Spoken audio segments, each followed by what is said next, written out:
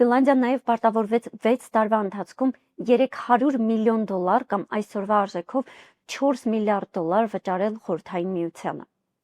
Պատերազմի հատուցումների պահանջների կատարումը հեշտ չէր Ֆինլանդիայի պես փոքր, քայքայված եւ ոչ արդյունաբերական տնտեսություն ունեցող երկրի համար։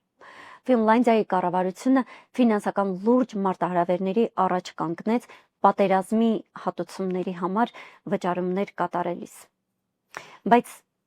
այս անգամ եւս ֆինլանդացիները դրսևորեցին ուշագրավ ազգային միասնականություն եւ ինքնություն։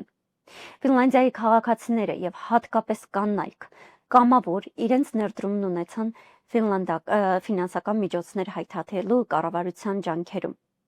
Շատ ֆինլանդացի կանայք նվիրաբերեցին իրենց զարդերը եւ այլ արժեքավոր ունեցվածքը, որպեսզի օգնեն կառավարությանը կատարել իր պարտավորությունները Խորհրդային Միության